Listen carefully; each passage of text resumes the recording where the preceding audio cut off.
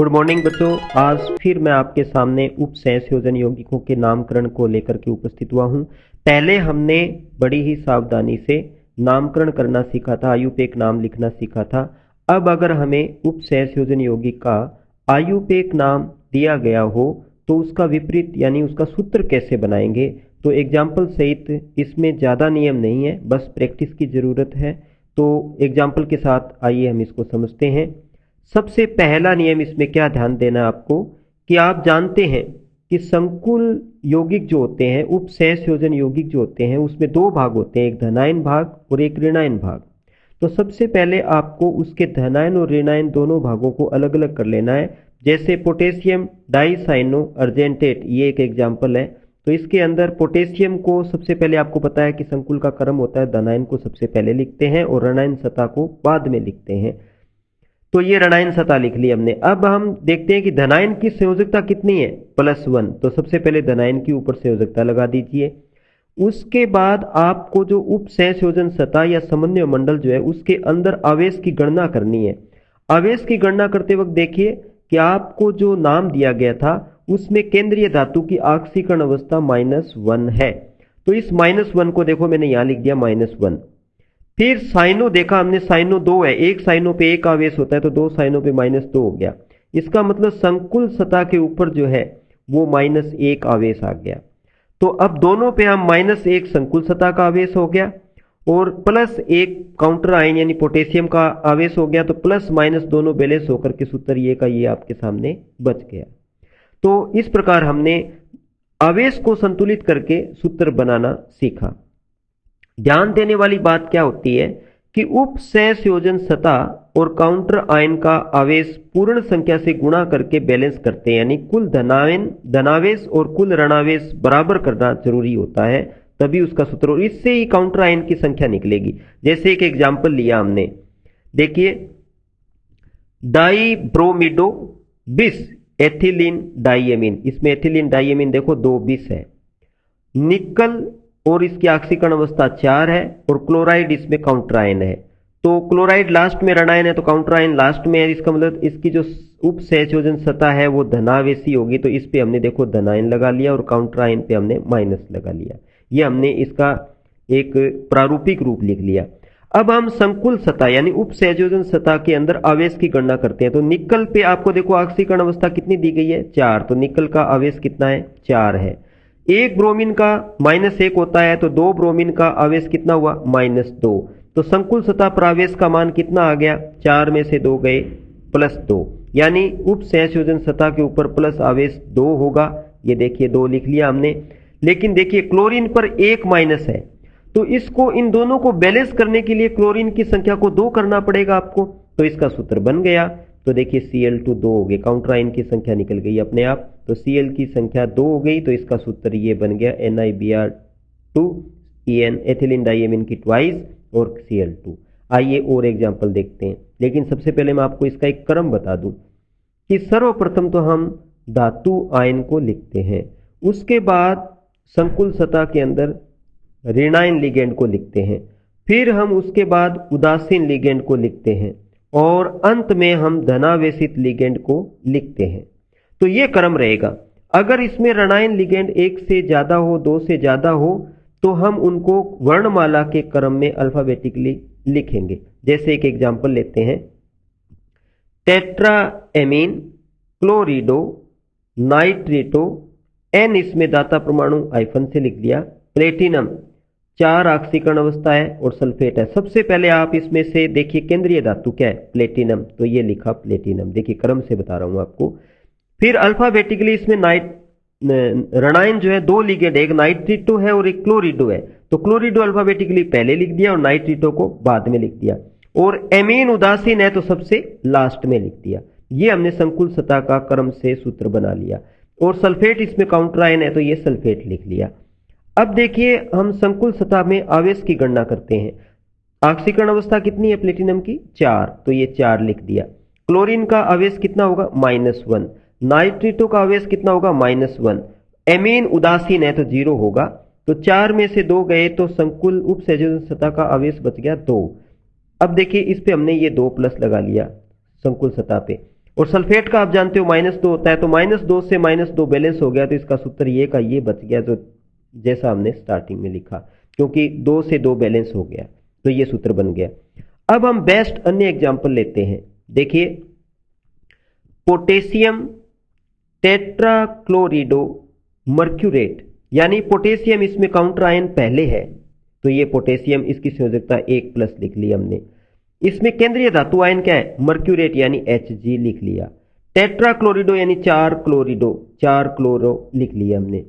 अब इस पे आवेश की गणना करते हैं, तो देखिए इसमें जो केंद्रीय आयन था पोटेशियम की संयोजकता इसमें +1, केंद्रीय की ऑक्सीकरण अवस्था हमें 2 दी गई है, तो ये 2 लिख लिया हमने। टेट्राक्लोरिडो, एक क्लोरीन पे -1, तो टेट्रा पे 4 हो गए, 2 - 4 का मतलब -2, यानी इस संकुल सतह के ऊपर उप सैचुरेशन सतह पे -2 आवेश आ गया, पोटेशियम पे +1। अब दोनों को बैलेंस कीजिए, पोटेशियम की संख्या कितनी बनाएं कि -2 बैलेंस हो जाए? एक पोटेशियम पे +1 है, तो 2 लेनी पड़ेगी, तो देखिए काउंटर आयन की संख्या निकल गई कि पोटेशियम 2 है, तो ये हमारा सूत्र बन गया। अगला बेस्ट एग्जाम्पल देखिए, पोटेशियम एमीन ट्राइक्लोरिडो प्लेटिनेट, प्लेटिनेट लगाए, देखिए इसका मतलब इसमें काउंटर आयन धनायन है, तो ये काउंटर आयन धनायन पोटेशियम सबसे पहले लिखा, जिसकी संयोजकता +1, और ये हमने उप सहसंयोजन सतह लिख दी ऐसी कैसी क्रम से। देखिए एमीन उदासीन है, बाद में आएगा, ट्राइक्लोरिडो यानी 3 क्लोरीन पहले लिख लिए, काउंटर केंद्रीय धातु को प्लेटिनम लिखे, और फिर ये ट्राइक्लोरिडो 3 क्लोरीन लिखे, और एक एमीन उदासीन है वो बाद में लिख दिया क्रम से। अब देखिए हम ब्रैकेट में देखते हैं, पोटेशियम की संयोजकता तो 1 लिख दी, अब ब्रैकेट में इसकी ऑक्सीकरण अवस्था केंद्रीय धातु की 2 है, तो ये 2 लिख दी। क्लोरीन 3 का 3 आवेश हो गया, 2 में से -3 किए -1, यानी कि आपकी संकुल सतह पे कितना आवेश आया? -1 आया। पोटेशियम पे क्या है? +1, दोनों बैलेंस हो गए, दोनों बैलेंस होके ये का ये सूत्र बच गया, तो इसका सूत्र बन गया ये, यानी पोटेशियम काउंटर आयन की संख्या 1 प्राप्त हो गई। अब नेक्स्ट एग्जांपल तीसरा देखिए, सोडियम हेक्सानाइट्रेटो, सोडियम यानी काउंटर आयन पहले सोडियम है, सोडियम की संयोजकता 1 लिख ली, हेक्सा यानी 6, नाइट्रेटो यानी कि 6 नाइट्रेटो ये लिख लिया हमने। इसमें केंद्रीय धातु आयन क्या है? कोबाल्टेट, यानी ये कोबाल्ट लिख लिया। अब आइए सोडियम की संयोजकता लिख ली, ब्रैकेट के अंदर हम आवेश की मात्रा निकालते हैं। कोबाल्ट की ऑक्सीकरण अवस्था देखिए 3 दी हुई है, तो ये 3 -6, नाइट्रेटो पे 1 पे 1 होता है, तो 6 पे -6 हो गया, 3 - 6 = 3 माइनस का, यानी आपकी संकुल सतह पे 3- आवेश आ गया, सोडियम +1 है, तो दोनों को बैलेंस करने के लिए क्या करोगे? सोडियम की संख्या 3 कर देंगे, तो सोडियम 3 हो गए, ये इसका सूत्र बन गया। अब देखिए नेक्स्ट चौथा एग्जांपल, सोडियम काउंटर आयन लिख दिया, सोडियम एमीन ब्रोमिडो, एमीन उदासीन है, ब्रोमीन ऋणायन लिगेंड है, क्लोरिडो ऋणायन लिगेंड है, नाइट्रेटो इसमें ऋणायन लिगेंड है जिसमें दाता परमाणु N है, प्लेटिनेट तो प्लेटिनम इसमें केंद्रीय धातु आयन है जिसकी ऑक्सीकरण अवस्था 2 है, तो ये सोडियम काउंटर आयन सबसे पहले लिखा, केंद्रीय धातु आयन प्लेटिनम को लिखा, क्लोरो से पहले ब्रोमीन आएगा अल्फाबेटिकली, तो ब्रोमीन लिखा, फिर क्लोरो लिखा, और नाइट्रेटो तीसरे नंबर पे ऋणायन लिगेंड तीसरे स्थान पे अल्फाबेटिकली लिख दिया, और एमीन उदासीन लास्ट में लिख दिया, तो ये हमने उप सहसंयोजन सतह लिख दी क्रम से। अब देखिए उप सहसंयोजन सतह का आवेश, ऑक्सीकरण अवस्था कितनी दी है आपको प्लेटिनम की? 2, ब्रोमीन का -1, क्लोरीन का -1, नाइट्रेटो का -1, तो 2 - 3 हो गए, तो -1 ब्रैकेट की आवेश संख्या निकल गई। तो अब माइनस ब्रैकेट पे -1 और पोटेशियम पे -1, तो दोनों बैलेंस हो गई, तो ये का ये सूत्र रह गया, यानी काउंटर आयन सोडियम की संख्या 1 ही रहेगी, तो ये इसका सूत्र बन गया। तो इस तरह से हम आगे का एग्जाम्पल देखें। देखो दोनों आवेश निकाल करके संयोजकता से गुणा करके बैलेंस करना है, दोनों संख्या को, काउंटर आयन की संख्या को सतह के साथ बैलेंस करना है और कुछ नहीं है। अब देखिए नेक्स्ट एग्जाम्पल, मर्क्यूरी, यानी इसमें काउंटर आयन धनायन के रूप में मर्क्यूरी है जिसकी संयोजकता 2 लिख दी हमने +2, ये संयोजकता आपको पहले लिखनी पड़ेगी। टेट्राथायोसायनेटो कोबाल्ट, यानी टेट्राथायोसायनेटो के 4 हैं लिगेंड और कोबाल्ट इसमें केंद्रीय है, तो देखिए सतह की हम निकालते हैं आवेश की संख्या, कोबाल्ट की ऑक्सीकरण अवस्था कितनी है? 2 है, और एक साइनों पे 1 होता है, तो -4, तो -2 तो आ गई उप सहसंयोजन सतह का आवेश, -2 इसके ऊपर लिखा और -2 Hg की होती है, दोनों बैलेंस हो गई तो ये का ये Hg की संख्या 1 रहेगी काउंटर आयन की, और ये इसका सूत्र बन गया। छठा एग्जाम्पल देखिए, tetra aqua डाइक्लोरिडो chromium nitrate. Nitrate इसमें काउंटर आयन है, यानी कि इसमें उपसंयोजन सतह धनायन होगी, काउंटर आयन ऋणायन लास्ट में आया है।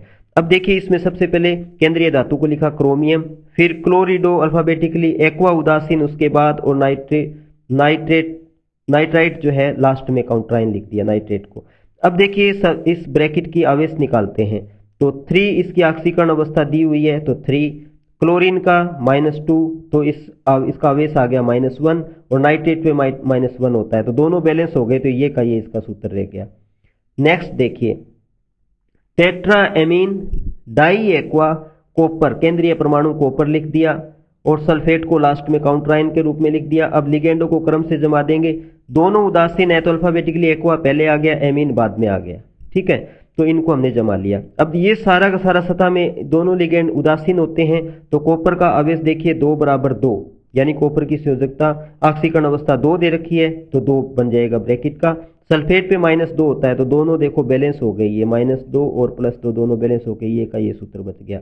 उदाहरण संख्या 8 देखिए, डाई ब्रोमीडो बिस इथेन 1,2 डाइएमीन, यानी एथिलीन डाइएमीन है ये। कोबाल्ट केंद्रीय परमाणु ऑक्सीकरण अवस्था 3 है, और क्लोराइड इसमें काउंटर आयन है। तो सबसे पहले हम इसमें केंद्रीय परमाणु लिखते हैं, क्लोराइड को लास्ट में काउंटर आयन के रूप में लिखेंगे। केंद्रीय परमाणु कोबाल्ट लिखा, ब्रोमीन को अल्फाबेटिकली पहले लिखा, डाई है 2 लिखा, एथिलीन डाइएमीन बिस है तो 2 लिखा, ये बिस है तो 2 संख्या लगा दी। अब देखिए ब्रैकेट की आवेश संख्या निकालते हैं, इसकी ऑक्सीकरण अवस्था 3, ब्रोमीन का -2, एथिलीन डाइएमीन उदासीन है तो 3 में से 2 गया, संकुल सतह जो है इसमें +1 आवेश वाली है, और ये -1 दोनों बैलेंस हो गए, ये का ये सूत्र रह गया। उदाहरण संख्या 9 देखिए, टेट्रा एमीन डाइक्लोरिडो कोबाल्ट हेक्सासाइनोक्रोमेट, इसमें यह एक ऐसी संकुल सतह है जिसमें 2 संकुल सतह है, एक केंद्रीय परमाणु की 3 ऑक्सीकरण अवस्था वाली और एक पहले भी 3 ऑक्सीकरण अवस्था वाली। पहले में मैंने कोबाल्ट लिखा, ये कोबाल्ट लिख दिया, डाइक्लोरिडो 2 क्लोरीन लिख दिया, एमीन टेट्रा 4 एमीन के लिगेंड उदासीन बाद में लिख दिए, और CrCN हेक्सासाइनो यानी 6 ये क्रोमीन के साथ लिख दिए। दोनों 2 सतह है इसमें, ये उदासीन लिगेंड है। पहली सतह का देखिए आवेश निकालते हैं, कोबाल्ट का 3, क्लोरीन का -2, तो पहली की सतह का +1 आ गया। और दूसरी का देखिए, क्रोमियम की ऑक्सीकरण अवस्था कितनी है 3, और साइनो का 6 का कितना आवेश है -6, 3 में से -6 गया तो 3, इस ब्रैकेट पे तो -3 आ गया और इस ब्रैकेट पे +1 आ गया। दोनों को बैलेंस करने के लिए पहले ब्रैकेट को 3 गुणा करना पड़ेगा, तो ये इसका सूत्र बन गया, इसका 3 गुणा में लिख दिया हमने थ्राइस लगा करके।